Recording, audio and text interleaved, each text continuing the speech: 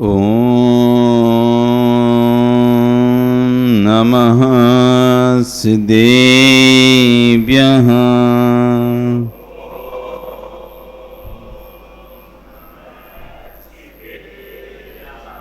ॐ नमः सिद्धेभ्यः।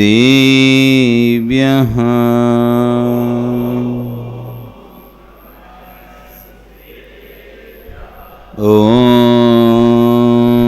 नमः सिद्धेभ्यः।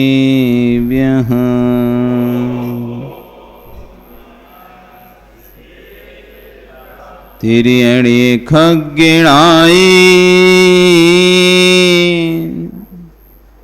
रुतारी मोय सैर सिरण बेहूं आयरी राऊ पसियो परवादीण्यो भव्य जी लोए नमो अरियंताणं नमो सिद्धाणं नमो आयरियाणं नमो वज्रायाणं नमो लोय सव्यसाहुणं। बोले अनंत से परमेष्टि भगवान की, आदिरम आदिनाथ भगवान की, वर्तमान शास्त्रीनाय महावीर भगवान की, आचार्य गुरु श्री 108 विश्व कुंद कुंदेव स्वामी महाराज जी की, आचार्य गुरु विश्व सागर जी महाराज जी की, अहिंसा में विश्व धर्म की।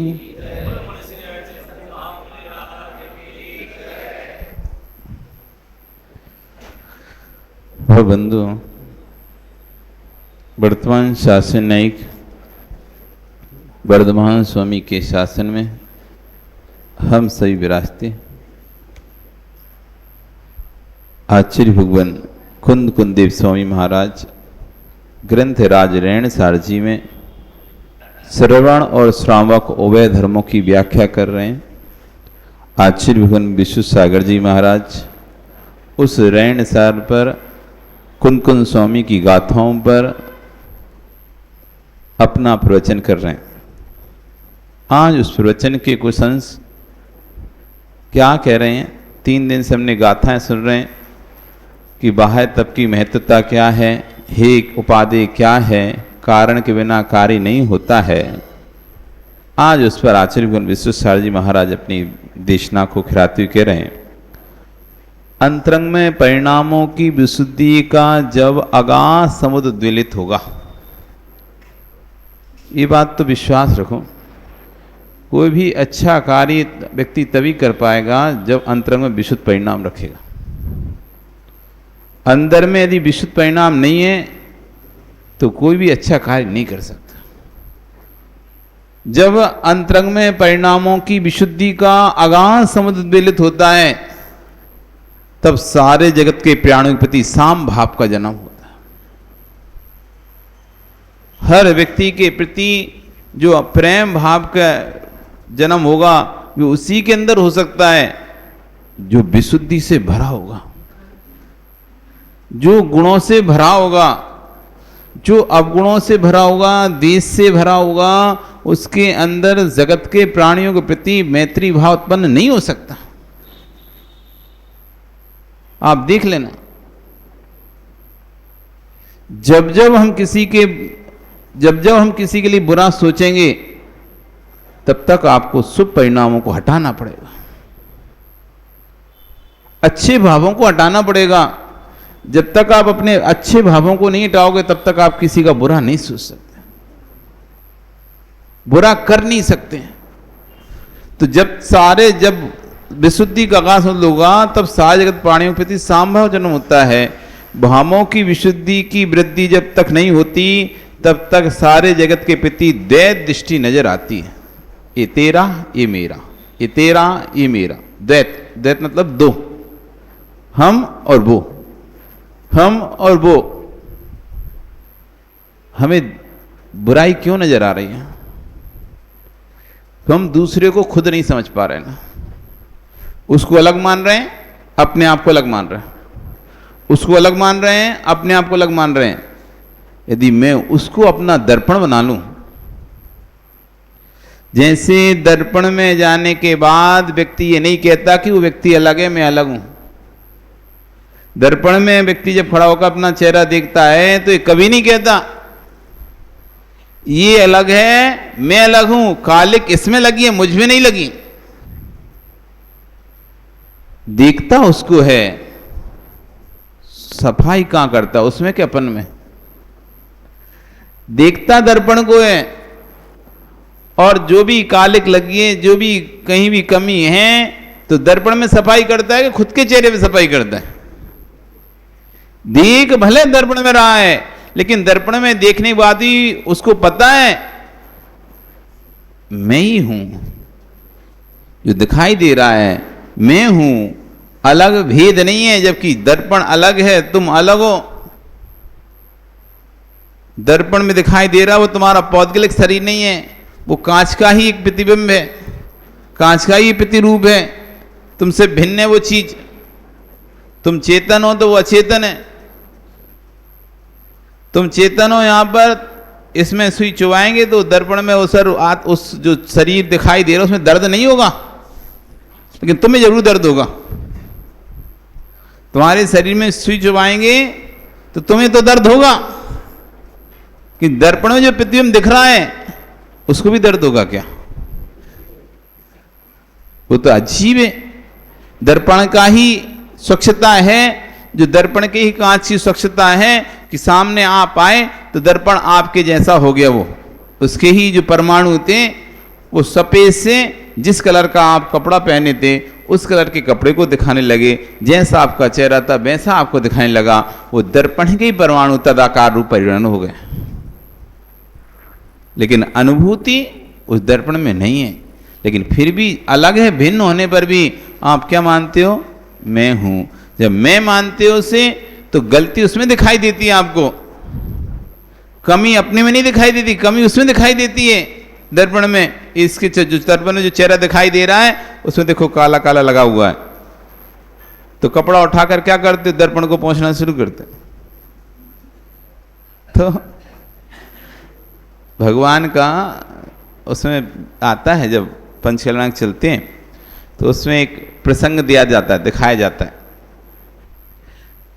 बालक तीर्थंकर बालक को सुमेरु पर्वत पर अभिषेक कराने के लिए लेके जाया जाता है, और अभिषेक कराने के बाद सौधन में इंद्राणी भगवान का श्रृंगार करती है, भगवान का श्रृंगार करती है। श्रृंगार करते हुए उनके चेहरे को बार बार ऐसे रगड़ती है। तो सौधन ने पूछता है क्या कर रहे तुम, बार बार चेहरे को क्यों रगड़े? स्वामी क्या करूं, इनकी चेहरे पे पानी की बूंद है वो हटी नहीं रही, एक पानी की बूंद है वो हटी नहीं रही।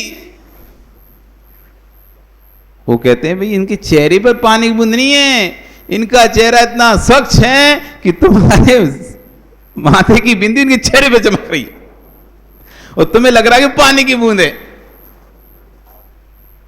इतना साफ सुंदर स्वच्छ चेहरा होता है, तब उसको लगता है क्या पागल हो तुम, अपना ही जैसे कि कोई व्यक्ति अपनी चीज को दर्पण में पहुंचे और फिर कहे कि साफ ही नहीं हो रही है। तो जब हम समझ जाते हैं ये तो मैं ही हूं, तो उसको फिर साफ नहीं करते, अपने को साफ करते हैं। ऐसे जब किसी दूसरे को देखते हैं और उसको देखकर उसको दर्पण मान लें, ये जो गलती कर रहा है मैं अब ऐसी गलती नहीं करूंगा। आप बुराई तो शुरू कर देते हैं, सामने वाला देखो ऐसा काम करता है, ऐसी मायाचारी करता है, ऐसा छल कपड़ा, उसी समय तुम नियम क्यों नहीं ले लेते? जब तुम किसी की गलतियां देखते हो, किसी की बुराइयां देखते हो कि ये व्यक्ति अच्छा कार्य नहीं कर रहा, ये देखो सबको छल रहा है, ये देखो सबकी बुराई कर रहा है, ये देखो ऐसा काम कर रहा है, उसी दिन प्रत्याख्यान कर लिया करो, मैं ऐसा नहीं करूंगा। ये कर रहा है, इसे देखकर मैं समझ रहा हूं ये चीज मुझे पसंद नहीं आ रही, मतलब मुझे पसंद नहीं आएगी तो किसी को नहीं पसंद आएगी, तो मैं आज से इस गलती का मैं त्याग करता हूं। उसका त्याग नहीं कराना, हम सामने वाले को त्याग कराने सोचते हैं, हम सामने वाले को सोचते हैं ये सुधरे ये सुधरे, तो इसको हम बोलते हैं तुम ऐसा करते हो ऐसा करते हो, उसको चिल्लाते हैं गुस्सा करते हैं, ऐसा नहीं किया करो। तुम नियम ले लो कि ये कार्य मैं नहीं करूंगा।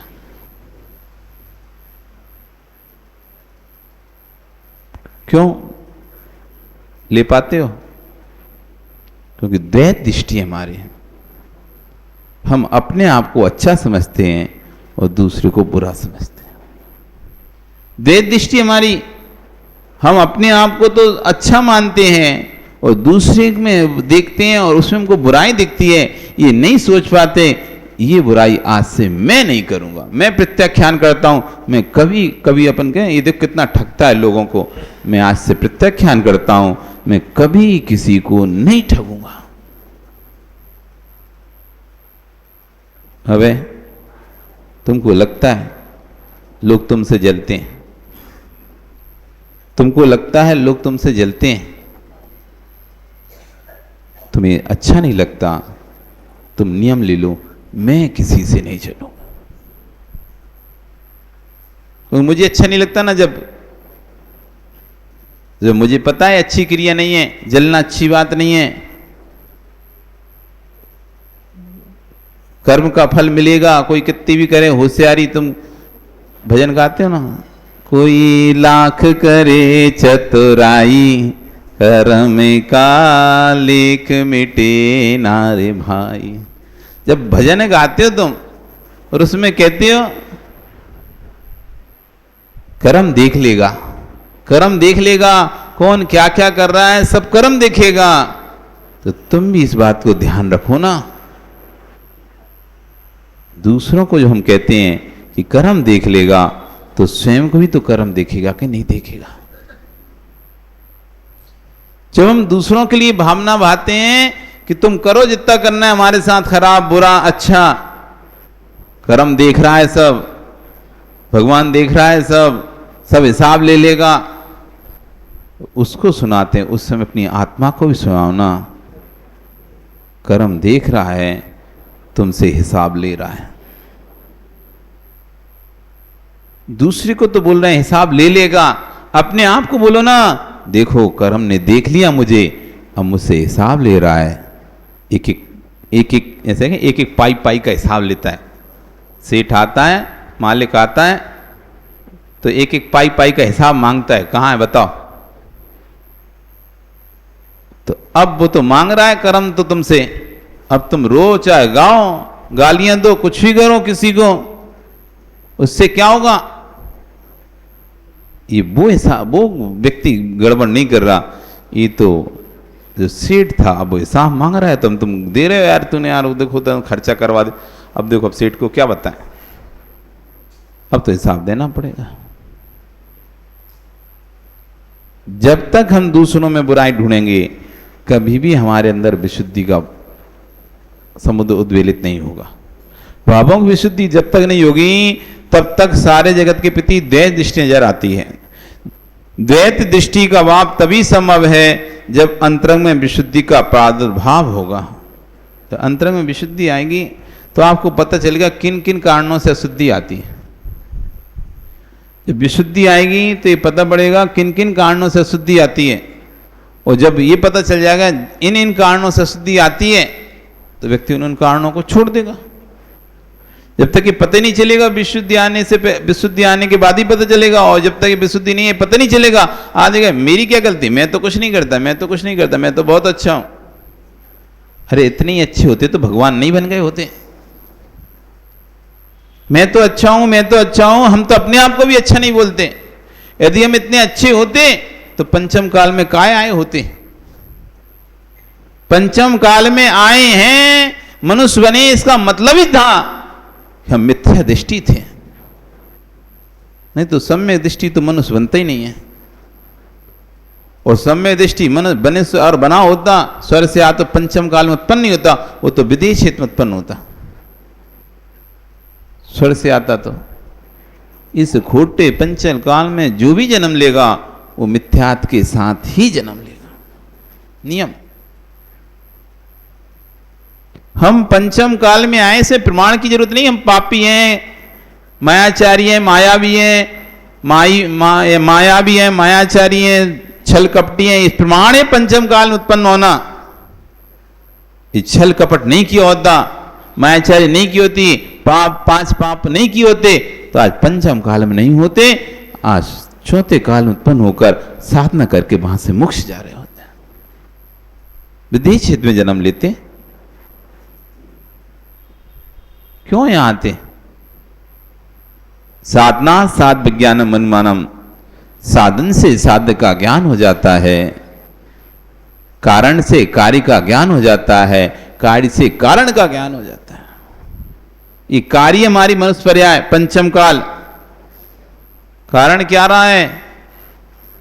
पांच पापों में लिप्त रहे, छल कपट मायाचारी में लिप्त रहे, दूसरों की बुराइयां और ईर्ष्या से भरे रहे, तो स्वर्ग में भी रहे तो वहां से भी निकलकर मनुष्य इधर पैदा हो गए। ये पंचम काल इस बात का प्रमाण पत्र है। जैसे कि स्कूल का प्रमाण पत्र आपको मिलता है ना, मार्कशीट, साल भर आपने पढ़ाई की है नहीं किया, मस्ती किया है क्या किया है, किसी को बोलने की जरूरत नहीं है। साल भर बाद जब भी आप किसी को प्रमाण पत्र दिखाओगे, मार्कशीट दिखाओ, वो बता देगा कि ये 2022 में अच्छा पढ़ता था कि 2021 में अच्छा पढ़ता था कि 2020 में अच्छा पढ़ता था, कि पहले खराब पढ़ता था अब अच्छा पढ़ता है। उसकी मार्कशीट उसकी पढ़ाई का सूचक है। ये नंबर ऐसे तो आएंगे नहीं, बिना पढ़े लिखे कोई अच्छे से नंबर ला नहीं सकता। कोई 95 ला रहा है, कोई 97 ला रहा है, कोई 40 पे अटक रहा है। ऐसा तो नहीं कि इतनी खूब पढ़ाई की थी और तब भी नहीं आए। पढ़ाई की होती, लिखा होता तो नियम से नंबर भी आते। अब भले कितना ही कोई व्यक्ति कहे अरे हमने तो बहुत पढ़ा था, बहुत अच्छे से लिखा था, अरे लिखा था तो फिर नंबर कहां है? तुम अपने मुंह से कितना ही बोलते रहो, देखो प्रमाण पत्र बताएगा कि तुम पढ़े थे कि नहीं पढ़े थे, पढ़े थे कि नहीं पढ़े थे। आपको कहने की कोई भी जरूरत नहीं है, आप मत बोलो। आप जाते हैं नौकरी के लिए तो सर्टिफिकेट दिखाते हैं, आपको कुछ बताने की जरूरत नहीं पड़ती। आपने कहां पर क्या कौन सी डिग्री हासिल की, कैसे की, क्या की, सामने सर्टिफिकेट रखे, सामने वाले ने खोला, देखा, ठीक है, पास फेल ओके। आप योग्य हो नहीं हो वो सर्टिफिकेट देख के बता देगा। आपसे नहीं पूछेगा कि आप बीमार हो गए थे क्या, क्यों पढ़ने नहीं गए थे क्या, बीमार हो गए थे, कुछ नहीं पूछेगा। वो तो सर्टिफिकेट देखेगा, नंबर अच्छे नहीं है, चलो आउट। अब तुम कितना ही बोलते रहो हम बीमार हो गए थे, हम नहीं जा पाए थे, मम्मी नहीं थी, पापा नहीं थे, ये नहीं थे, उसे कोई मतलब नहीं। तुम्हारे मम्मी थे, पापा नहीं थे, तुम गए थे नहीं गए थे, बुखार आ गया था, क्या आ गया था, इस सर्टिफिकेट में नवंबर लिखा है, इसका मतलब ही है कि तुमने पढ़ाई नहीं की है, तुमने पेपर में लिखा नहीं है। इस सर्टिफिकेट है मनुष्य पर्याय, इस सर्टिफिकेट है मनुष्य पर्याय कि हमने अच्छे से पढ़ाई नहीं की है। अच्छा कॉलेज नहीं मिल रहा इसका मतलब ही है, और जिसको अच्छा कॉलेज मिल रहा है इसका मतलब ही है कि उसने बढ़िया अच्छी पढ़ाई की, तब तो अच्छा कॉलेज मिल रहा है। अच्छे ऊंचे A grade, B grade, C grade, सब पे ग्रेड के कॉलेज होते हैं ना। ए ग्रेड के कॉलेज में ए बेंच, मतलब उसमें भी कॉलेज में भी ए ग्रेड में ही मिल जाता है ना, तो उसमें भी क्लासेस रहती हैं, A group, B group, C group. A group मतलब इंटेलिजेंट एकदम 97 वाले ही सारे, उसमें जितने बच्चे हैं सब एक से एक टॉपर बच्चे हैं अपने अपने स्थान के, वो ए ग्रुप में मिलाओ उसे। बी ग्रुप में थोड़ा कम, सी ग्रुप में, और एक ही कॉलेज है, एक ही कॉलेज है, एक ही क्लास है, एक ही पढ़ाई है, उसमें भी ग्रुप में छांट दिया। ये 5 बच्चे 10 बच्चे ए ग्रुप के, इनके लिए अलग से और मेहनत करेंगे, हम पढ़ाई कराएंगे, इंटेलिजेंट हैं, योग्य हैं, उनके लिए अलग से और सुविधाएं दी जा रही हैं। बी ग्रुप को कुछ कम और सी ग्रुप को और कम, उसमें भी कैटेगरी छांट दिए। आपको अब कहने की जरूरत नहीं है हम पढ़े कि नहीं पढ़े, आपके सर्टिफिकेट मार्कशीट देख के आपको ग्रुप में चेंज कर दिया। तो मनुष्य पर्याय में भी यहां भी आए तो यहां भी ग्रुप मिल गए। उत्तम पात्र, मध्यम पात्र, जघन्य पात्र, अपात्र। उत्तम पात्र, मध्यम पात्र, जघन्य पात्र और अपात्र। उत्तम पात्र ए ग्रुप, मुनि ग्रुप, मुनि उपाध्याय आचार्य, इसमें डाल दिए पंचम काल। बी ग्रुप व्रती श्रावक, 2 प्रतिमा से लेकर 11 प्रतिमा तक, क्षुल्लक, ऐलक, आरिका, ये सब बी ग्रुप। सी ग्रुप सम्यक दृष्टि श्रावक, जिन आयतन पर श्रद्धा रखने वाला, जिन आयतन पर आस्था रखने वाला, देव शास्त्र गुरु का भक्त, वो सी ग्रुप। और डी ग्रुप मिथ्या दृष्टि जीव, अपात्र, जिसे ना तो देव शास्त्र गुरु से मतलब है ना किसी से मतलब है। त्रिंच सम, त्रिंच समान, बस खाओ पियो, जन्म दो, पेट भरो और मर जाओ, भोग भोगो और मर जाओ। ये अपात्र। इनको तुम भोजन भी कराओगे ना तो कोई फल नहीं मिलने वाला। इसलिए माताओं, जो यदि रोज मंदिर जाता हो, रोज गुरुओं की सेवा करता हो, उसको तुम अच्छे से भोजन कराया करो। ये जघन्य पात्र है, उसका तुम्हें फल मिलेगा अतिथि संभाग का। आगम में दिया है उत्तम मध्यम जघन्य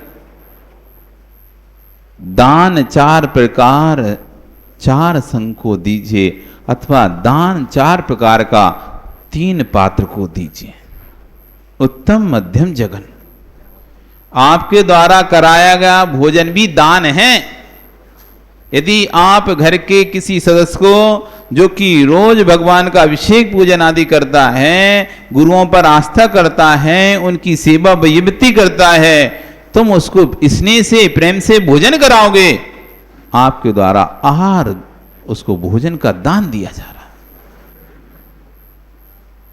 है। जघन्य पात्र वो सम्यक दृष्टि श्रावक है।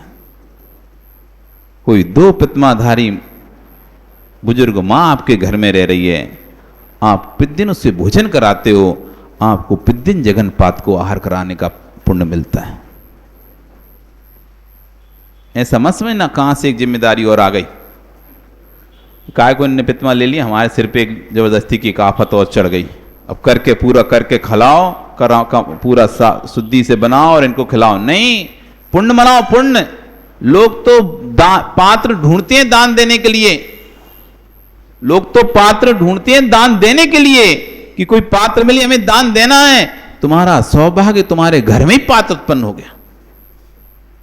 उसने प्रतिमा धारण कर ली, वो मध्यम पात्र हो गया। उसने प्रतिमा धारण कर ली, वो आपके घर में एक मध्यम पात्र है। आप रोज उसे अच्छे से भोजन कराओगे, आपको रोज मध्यम पात्र को दान देने का पुण्य लगेगा। तुम यदि उसे पात्र देखोगे तो पुण्य लगेगा, और तुम सासू देखोगे और कहां से आफत आ गई, कहां से एक टेंशन और बढ़ गई, तो पाप लगेगा। काम एक ही है सुमेर जी, काम एक ही है। दोनों स्थिति में खाना तुमको ही खिलाना है, दोनों स्थिति में खाना तुमको ही खिलाना है। एक पात्र देख के खाना खिला रहा है, ये पात्र मान के सारा, चलो धन है, हम तो जा नहीं पाते, घर से निकल नहीं पाते कहीं भी, चलो मेरे घर में ही एक मध्यम पात्र है, मैं उसे भोजन खिलाऊंगा तो मुझे दान का पुण्य लग जाएगा। एक ये सोच के भोजन दे रहा है, और ये एक, अरे कहां से आ गई, नहीं बड़े भैया के यहाँ चली जाए, इससे अच्छा तो। हाँ, परेशानी होती है यहाँ पे, दूध की परेशानी, पानी की परेशानी, नमक मसाला, कौन मर्यादा के कूटे। हर 3 दिन में, बरसात की 3 दिन की मर्यादा रहती है, हर 3 दिन में फिर कूटो, हर 3 दिन में इतना इतना सा कूटो, बच जाए तो फिर उधर करो। 3 दिन में आटा पीसो, 3 दिन में मसाला कूटो, कौन आफत आ गई है। तो उससे अच्छा तो वहीं गांव में रहती, वही ठीक था। गांव में रहती वही ठीक था, बड़े भैया के पास ठीक थी, अच्छा छोटे भाई के पास ठीक थी, उधर ठीक थी। कहाँ अब मना भी नहीं कर सकते, मन महसूस के नहीं, जैसे तैसे बड़ी हालत खराब होती है। 4-5 लड़कियों, अलग अलग जगह लड़कियों, और माता पिता को फिर रखने की दिक्कत होने लगती है सब। वो कहता है 2 महीने वहाँ, 1 महीने वहाँ, 3 महीने वहाँ। एक जगह रहते तो हम एक की सुनते, 6 जगह रहते हैं 6 जनों की सुनना पड़ता है। एक जगह रहते तो एक की सुनना पड़ता, लेकिन अब 6 जगह रहते हैं तो 6 की सुनना, क्योंकि कोई भी व्यक्ति एडजस्ट नहीं कर पाता। उन्हें लगता है एक्स्ट्रा हो गया ये। हमारी फैमिली तो इतनी थी, हम और हमारे बच्चे, अब जैसे ही माता पिता आए उस घर में तो एक्स्ट्रा हो गए। अब कमरा भी नहीं है, स्थान भी नहीं है, अब रखें कहाँ उन्हें, अतिरिक्त हो गए। शहरों में बड़ा आपको देखने मिलेगा सब। वो तो नलवाड़ी कोई बहुत बड़ा शहर नहीं है, इसलिए सब अपने माता पिता को अपने पास रखना चाहते हैं। नहीं, बड़े बड़े शहरों में वो 2 BHK रहते हैं, 2 BHK रहते हैं, एक में एक बेटा के लिए कमरा और एक खुद के लिए कमरा, बस हॉल और किचन, खत्म काम। अब वहां पर रखें कहाँ पे मम्मी पापा को? हॉल में सुला नहीं सकते क्योंकि वो गेस्ट आते रहते तो अच्छा नहीं लगेगा। वो कमरे में रख नहीं सकते अपने, क्योंकि स्वयं की प्राइवेसी खत्म हो जाएगी। बच्चों कमरे में रख नहीं सकते क्योंकि उनकी पढ़ाई डिस्टर्ब हो जाएगी। अब रखें तो कहां रखें, जगह नहीं है। फ्लैट सिस्टम है, बना भी नहीं सकते अलग से कि चलो 2 कमरे अलग से बना लें। अब तुम भाई रहो गांव पे, नहीं रह पाएगा एडजस्ट, नहीं कर पाता एडजस्ट, होता ही नहीं है। बिल्ली जीव हैं जो अपने माता पिता के साथ रह पाते हैं। तीर पुण्यात्मा जीव कहलाता है वो व्यक्ति। संजय, तुम 3 पुण्यात्मा हो तो अपने पिता के साथ रह रहे हो। नहीं तो ऐसे ऐसे जीव हैं, एक ही गांव में पिता अलग रह रहा है और बेटा अलग ले रहा है, लड़के किराए से। नहीं बनी नहीं रही, बातचीत ही नहीं हो रही, रखने ही पसंद नहीं कर रहा। बड़ी स्थितियां देखोगे तुम अनेक प्रकार की। बिल्ली पुण्यात्मा जीव हैं जो पिता को अपने पास रख पाते हैं अथवा पिता के पास रह पाते हैं।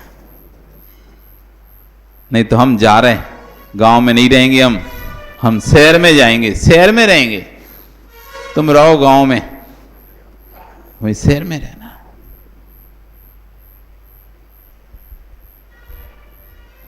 इसलिए आचार्य बने यहां पे क्या कह रहे हैं, यदि आपको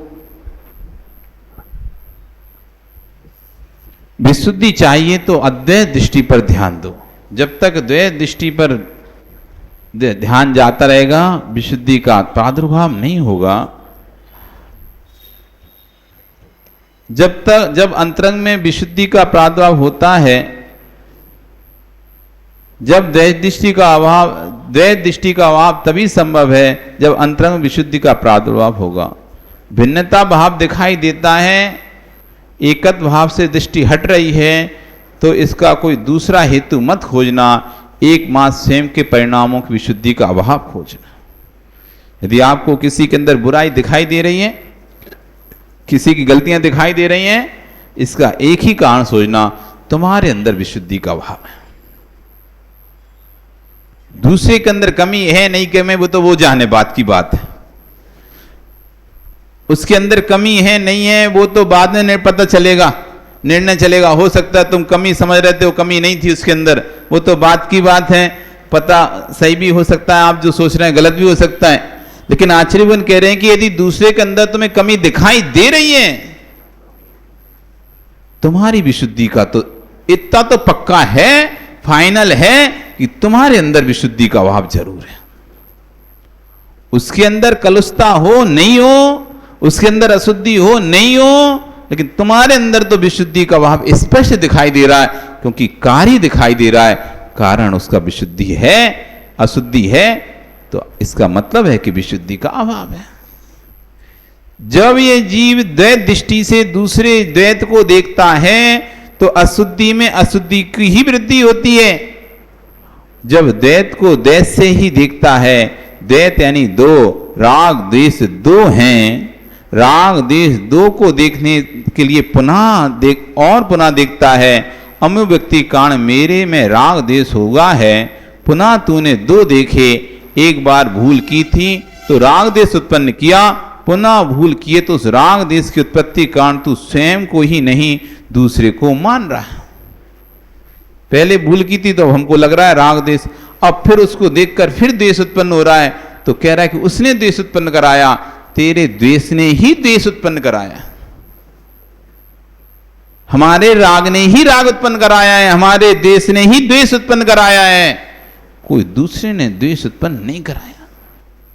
जैसे बरगद का पेड़ होता है ना,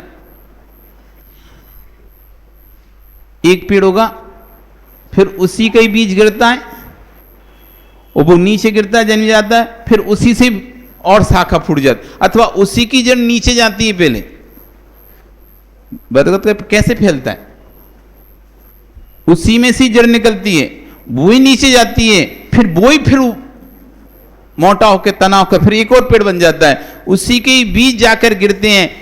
कोई डाल नहीं रहा, कोई उगा नहीं रहा, पेड़ कोई उगा नहीं रहा, कोई बढ़ा नहीं रहा उस बरगद के पेड़ को, उसी का ही बीज गिरता है, एक नया फुंसा फूटता है, उसी का ही बीज गिरता है, उसी की जाड़ जाती है। एक तमिलनाडु में पौंडुचेरी में एक स्थान है ऑरोविल, लोग वहां दूर दूर देखने जाते हैं।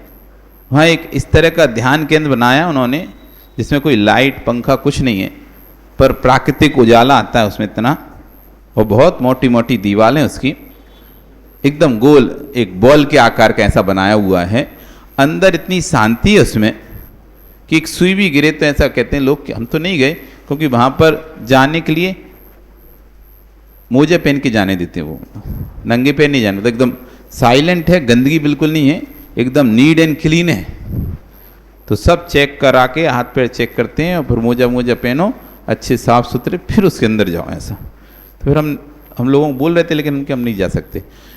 तो ऑरोविल है, वहाँ पर एक आगे जाके एक और स्थान है, कहते हैं कि वो बरगद का पेड़ है वहाँ पे एक, जहाँ पर वो बरगद का पेड़ कम से कम 500 मीटर के रेडियस में फैला हुआ है, इतना बड़ा पेड़ है, मतलब एक जंगल टाइप का पेड़ है पूरा। बरगद है एक ही पेड़, लेकिन उससे शाखाएं निकली, उसमें से जड़ें निकली, जड़ें नीचे गईं, फिर उससे एक पेड़ निकला, फिर उसकी शाखाएं फैली, फिर उससे जड़ें निकली, फिर वो नीचे गया, फिर उससे शाखाएं फैली, ऐसे करके 500 मीटर के रेडियस के अंदर वो पेड़ बरगद का ऐसा फैल चुका है, लोग उसे सिर्फ देखने जाते हैं, ऐसा लगता है 15, 20, 25 पेड़ हों, जबकि है वो एक ही वृक्ष,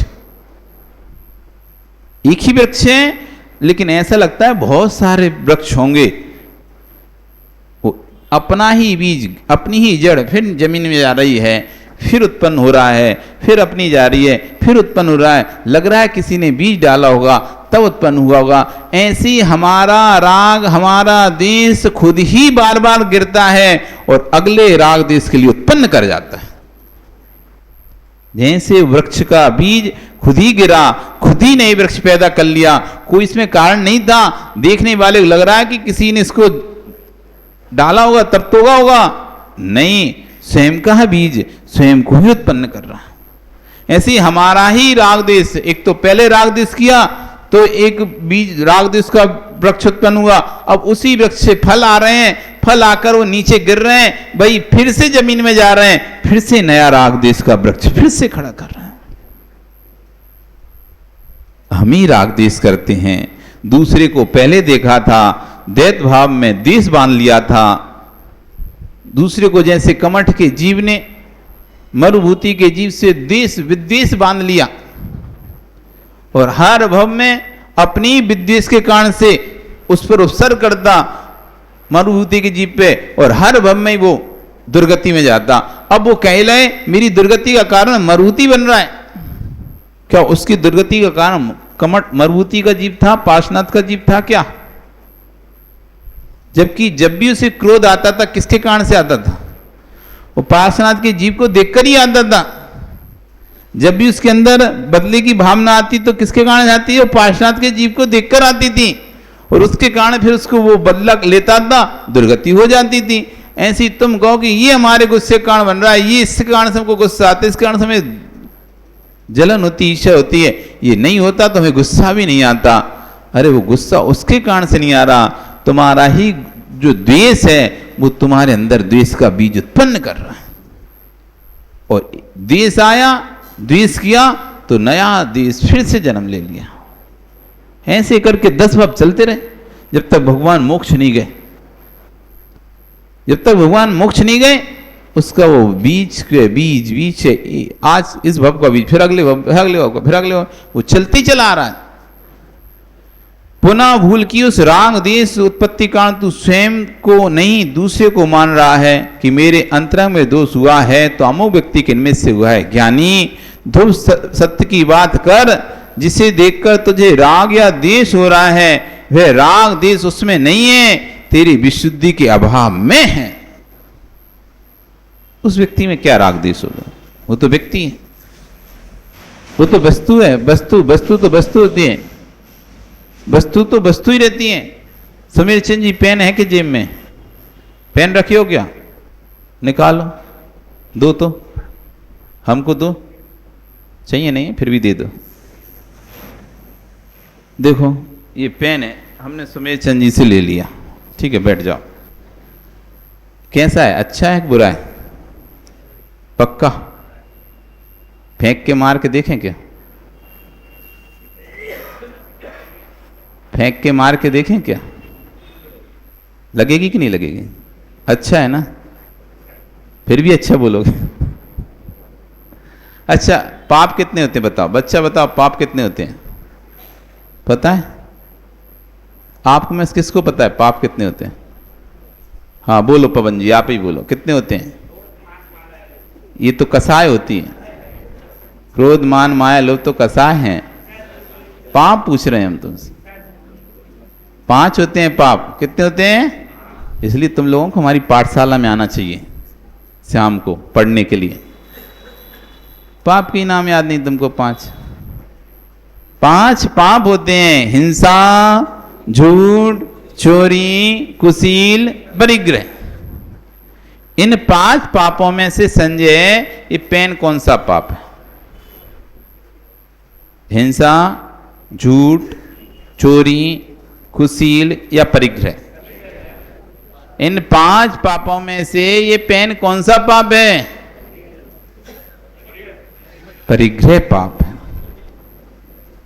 यदि इस पेन से मैं किसी का घात करोगे तो कौन सा पाप होगा? इस पेन से किसी का घात करोगे तो कौन सा पाप होगा? तो ये तो परिग्रह था ना, अब हिंसा कैसे हो गया?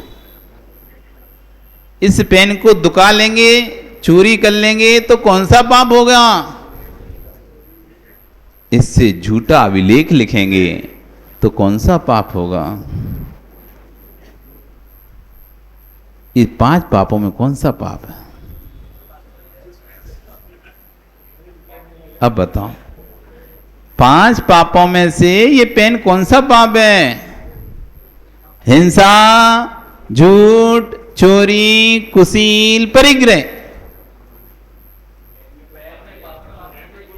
क्यों नहीं है पाप? अभी तो बोले तुम परिग्रह का पाप है इसके अंदर, हिंसा का पाप है इसके अंदर, झूठ का है, चोरी का है, अभी बोले और अब कह रहे पेन में पाप नहीं है।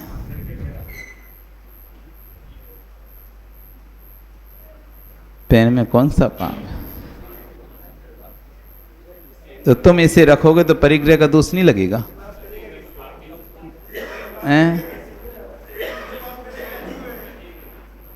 क्या है? अजीब है। बहुत अच्छे। धन जीव है क्या जीव है तुम्हारा? वो उसमें तो परिग्रह का पाप लगता है तुम्हें, तो उसमें तो कहते परिग्रह का परिमाण करो। परिग्रह परिमाण किसका करते हो? आत्मा का क्या, जीव का क्या? जीव का। परिग्रह का परिमाण तुम किसका करते हो धर्मेंद्र?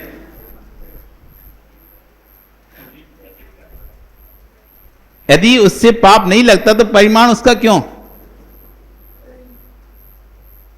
परिमाण आप किसका करते हो? परिग्रह परिमाण शब्द सुना होगा ना, कि जो परिग्रह हमारे पास जो वस्तु इसकी एक निश्चित सीमा कर लेना, उसे कहते हैं परिग्रह परिमाण व्रत। वस्तु की सीमा कर लेना, क्योंकि वो वस्तु से पाप लग रहा है। सीमा क्यों कर लेना? क्योंकि उस यदि सीमा नहीं करेंगे असीम पाप हमको लगेगा, यदि हम सीमा कर लेंगे तो सीमित पाप लगेगा। अब बताओ पाप किससे लग रहा है? पाप किससे लग रहा है? जीव से क्या? जीव से। अब फंसे। यदि जीव से लग रहा है तो वस्तु की सीमा क्यों? यदि जीव से लग रहा है तो वस्तु का त्याग क्यों? वस्तु तो जीव नहीं है ना। वस्तु तो जीव नहीं है ना। वस्तु तो कैसी है सुकेश? वो तो अजीब है। फिर त्याग उसका क्यों है? क्या हो रहा है? कौन? वस्तु ना। वस्तु माध्यम बननी कि जीव माध्यम बन रहा है? कोई एक को माध्यम बनाओ, दोनों को माध्यम नहीं बना। जीव को पाप का माध्यम बना रहे हो कि वस्तु को पाप का माध्यम बना रहे हो? तो वस्तु क्या हो गई फिर? मुख्य हो गई। जीव साधन है तो साध्य वस्तु हो गई, और वस्तु साधन है तो जीव साध्य हो गया। दो चीजें होंगी। यदि तुम नौकर हो तो मालिक कोई दूसरा होगा, यदि तुम मालिक हो तो नौकर कोई दूसरा होगा। मुखिया कोई एक होगा। यदि जीव को मुखिया बनाते हो तो जीव मुखिया हो गया, तो वस्तु सहकारी हो गई कारण, और वस्तु को मुखिया बनाते हो तो जीव सहकारी हो गया। अब तुम मुखिया किसको बना रहे हो? किसको सहकारी और किसको मुख्य बना रहे हो? किसको कार्य मानते हो और किसको कारण मान रहे हो? कार्य कौन है, कारण कौन है? जीव कार्य है या कारण है? वस्तु कार्य है या कारण है? अब करो निर्णय। अब निर्णय करो विजय जी, इसमें पाप है कि नहीं है? जब इसमें नहीं है तो इसे छोड़ते क्यों? तुम्हारे आगम में तो दिगंबर में बनते हैं तो सब छोड़ना पड़ता है। सब छोड़ना पड़ता है क्योंकि सब पाप का कारण है, तो सबको छोड़ना पड़ता है। यदि इनमें पाप नहीं होता तो फिर छोड़ते क्यों हैं? चलो धर्म जी आपसे पूछें, यदि पाप इसमें नहीं है तो छोड़ना क्यों? मुनि बनने के लिए सब कुछ छोड़ने की क्यों जरूरत है यदि पाप नहीं है तो? पाप है तो कौन सा पाप है ये भी बताओ पर।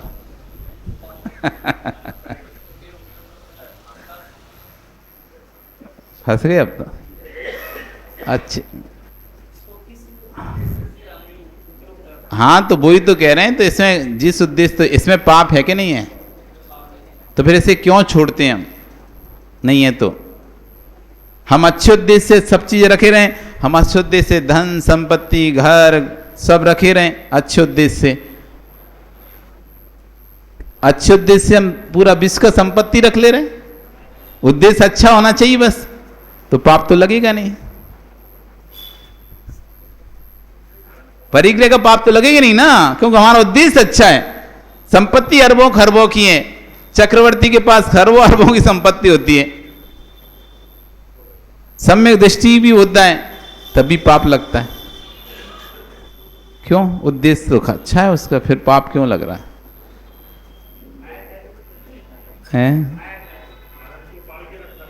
किसको?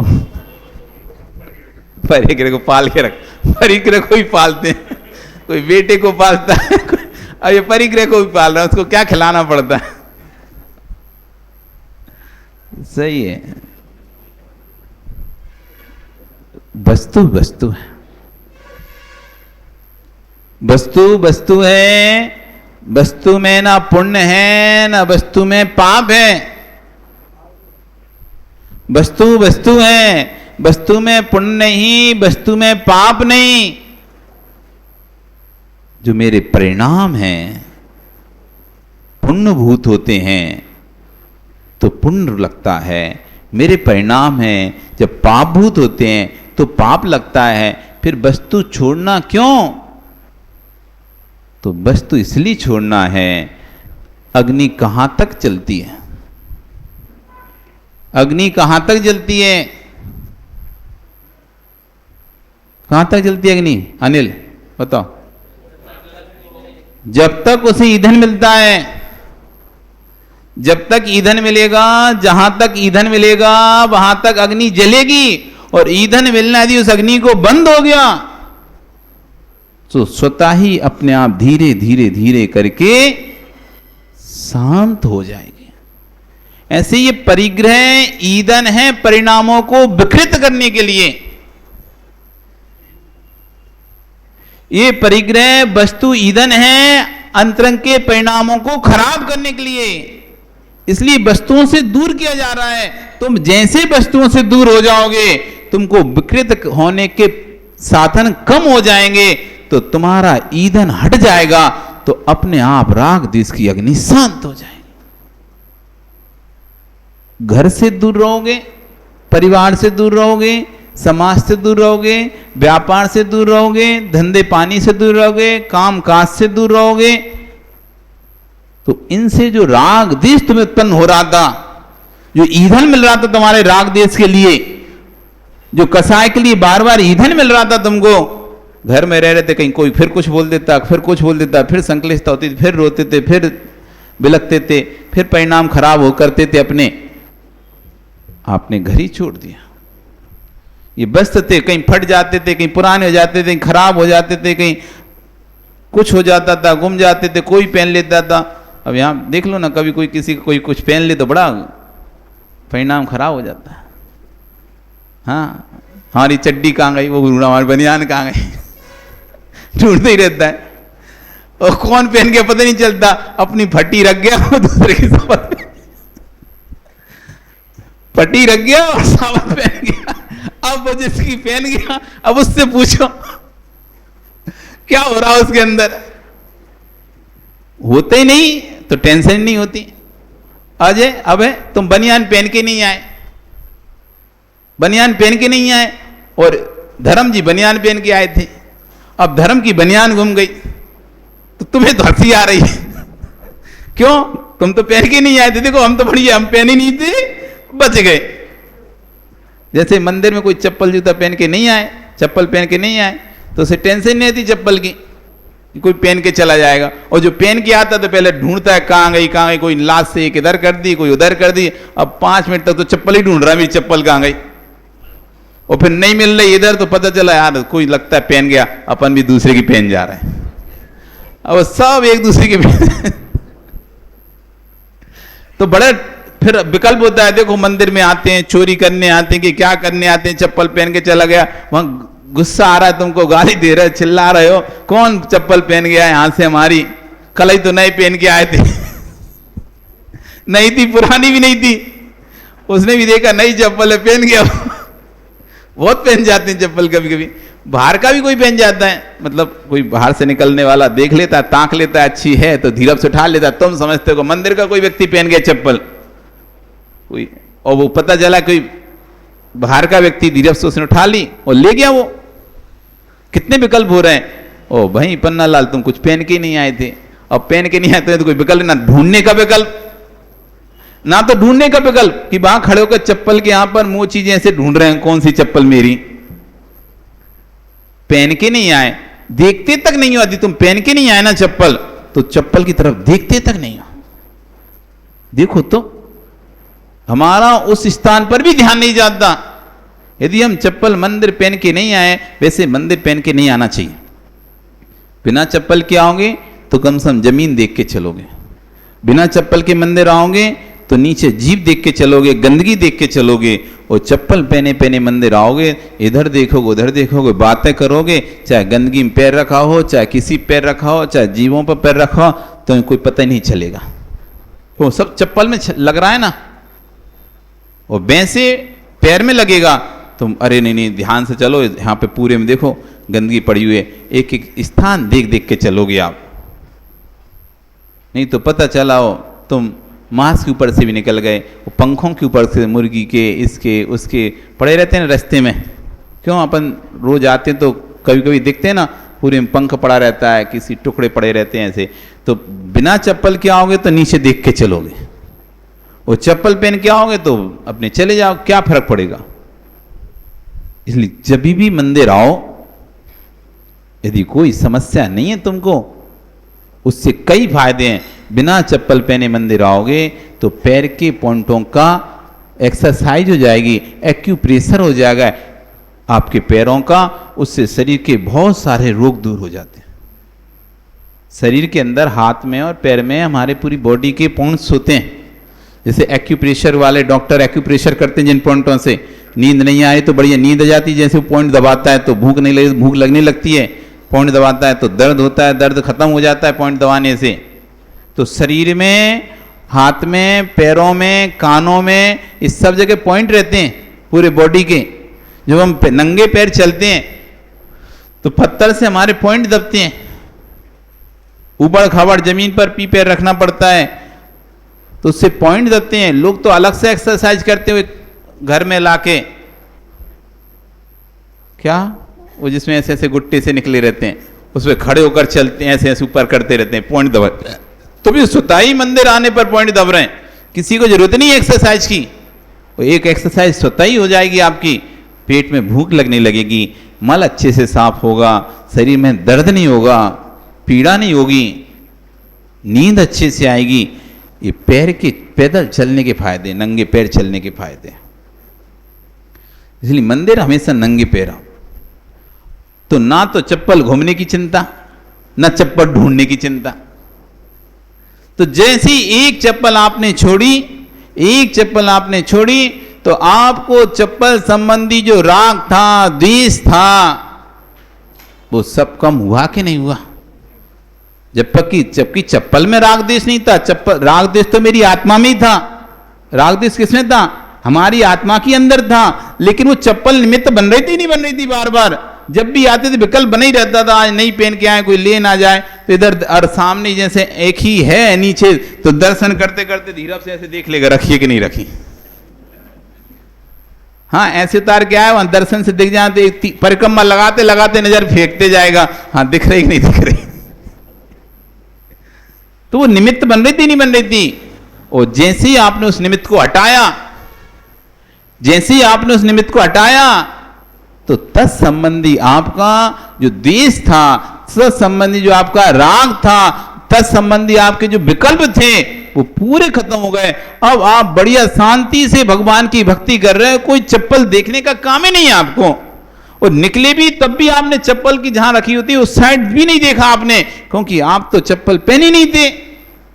जब पहने नहीं थे तो कौन की घूम रही, कौन की नहीं मिल रही, कौन की नहीं है, कौन की पुरानी है, किसी भी किंचित मात्र भी आपको तत्संबंधी कोई भी विकल्प नहीं था। था क्या निर्मल जी, था क्या? नहीं था ना। इसलिए वस्तु को छोड़ना पड़ता है। जैसे जैसे वस्तु में पाप नहीं है, वस्तु में पाप नहीं है, लेकिन वस्तु हमारे परिणामों को विकृत करने का कारण बनती है। ईंधन अग्नि नहीं है, ईंधन अग्नि नहीं है, लेकिन अग्नि को जलाने में कारण ईंधन ही है। जैसे जैसे ईंधन हटता जाएगा, कम करते जाओगे, वैसे वैसे अग्नि स्वतः ही, उसमें पानी डालने की जरूरत नहीं है। पहले जब चूल्हे जलते थे ना, तो कुछ नहीं करता, लकड़ी खींच देते थे। चूल्हे जलते थे, पानी डालने की जरूरत नहीं है। वो जितना खाना बन गया, बस वो लकड़ी जैसी खींची अपने आप थोड़ी देर में वो आग खत्म हो जाती थी, बंद हो जाती थी। पहले लकड़ी खींच के कम कर दिया, दूर कर दिया उससे, जैसे ही दूर किया वो आग अपने आप, उसकी आंच सब कुछ कम होने लगा। देखा क्या वे? देखा? कम होने लगती। इसलिए वस्तु को इसलिए छोड़ना पड़ता है क्योंकि वो द्वेष का कारण बनती है, राग का कारण बनती है, परिणामों को खराब करने का कारण करती है। और जैसे जैसे हम वस्तु, इसलिए तो कोई कह सकता है महाराज जी घर में भी तो धर्म कर सकते हैं, क्या बुराई है घर में धर्म करने में? हाँ कर सकते हैं, लेकिन घर में द्वेष के निमित्त, राग के निमित्त ज्यादा है। इसलिए गुरुओं के पास रहकर धर्म अच्छे से कर पाओगे। वहां राग द्वेष के निमित्त कम मिलेंगे, कम मिलेंगे, कभी कभी मिलेंगे, बिल्ले मिलेंगे। और घर में तो प्रतिदिन रोज हर घंटे में मिलेगा। इसलिए कहते हैं घर छोड़कर गुरु के पास रहो। इसलिए गृह त्याग कराया जाता है, इसलिए आरंभ त्याग कराया जाता है, इसलिए परिग्रह त्याग कराया जाता है, इसलिए 5 पापों का त्याग कराया जाता है। अब आ गया समझ में वस्तु का त्याग क्यों कराया जाता है? अब आ गया समझ में? ये द्वेष का कारण है, राग में कारण बनती है। इसलिए राग द्वेष के कारण को दूर करने के लिए हम वस्तु हटाते हैं, वस्तु हटाते हैं, लेकिन राग द्वेष तो हमारे अंदर ही कम होगा। तो जैसे व्यक्ति तटस्थ चला, ध्रुव सत्य की बात करें, जिसे देखकर तुझे द्वेष हो रहा है या जिसे राग या द्वेष उसमें नहीं है, तेरी विशुद्धि के अभाव में है, जैसे जैसे व्यक्ति तटस्थ होता चला जाता है, मध्यस्थ होता चला जाता है, जैसे जैसे जैसे विशुद्ध होता चला जाएगा, वैसे राग द्वेष स्वयं ही न्यून होते चले जाएंगे, अपने आप कम हो जाएंगे। आपको बस उनसे हटने की देरी है। जैसे तैसे तुम हटते जाओगे, मध्यस्थ होते जाओगे, तो अपने आप तत्संबंधी राग द्वेष कम होता जाएगा। और जैसे जैसे उनकी तरफ बढ़ोगे, राग द्वेष अपने आप बढ़ता चला जाएगा। राग कहाँ, द्वेष कहाँ? द्वैत में राग है, द्वैत में है द्वेष है। तुम और चप्पल, 2 चीजें हो रही थी उस समय। तुम और तुम्हारी बनियान, तुमने बनियान छोड़ दी, चप्पल छोड़ दी, अलग हट गए उससे, तो उस संबंधी जैसी द्वैत हटा, तत्संबंधी द्वेष, राग, कसाय सब हट गए। आपका सब कल फिर आओगे। पर्या रही तो और अपने आचार्य भवन और क्या कह रहे हैं, इस बात को हम यहां समझेंगे। बोलिए भगवान महावीर स्वामी की। चलिए।